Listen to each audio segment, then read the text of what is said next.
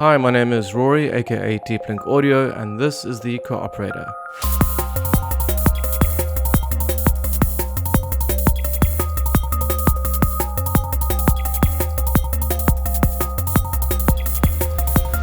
The cooperator is a combinator instrument which positions itself as a hybrid of a synth and a groove box. It combines a complex trigger and CV sequencer with 12 different synth engines while remaining extremely easy and simple to use. So whether it's a unique percussion line, simple drum beat, a lead, or whatever the hell this is, all of this can be achieved by just turning a few knobs. As always, this combinator instrument is free and is made entirely with Reason stock devices.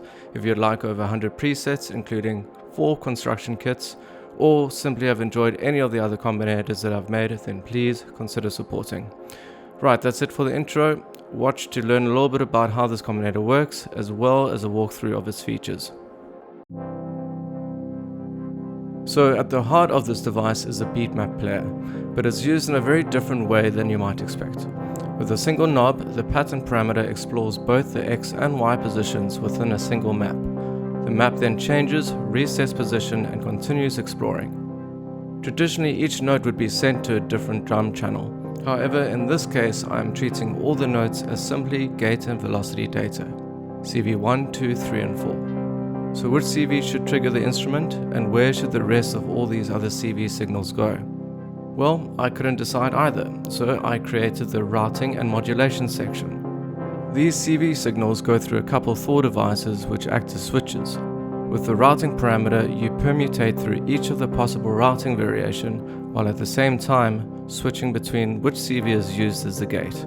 Essentially, between pattern, routing, as well as pattern density, there are over 14,000 unique CV and gate patterns. And that's when I stopped counting, because it doesn't consider the rate and step counts, which surprisingly also can have an effect on both the CV and the gate modulation. This gate and modulation signal is finally fed into a synth or sound engine. You can modulate parameters such as pitch, decay, reverb, and delay send, as well as more engine-specific macros called color, shape, sweep, and contour. Essentially, this can provide musically rhythmical modulation to multiple parameters at once. The sound engine comprises of 12 separate synthesizers, which you can select using the engine parameter. 5 of these engines use FM drum synthesis techniques inspired by the electron. 5 of these engines use FM drum synthesis techniques inspired by the electron modal cycles, while the rest are some of my own creations. You can change the parameters of the synth as well as the amounts of CV modulation to each parameter.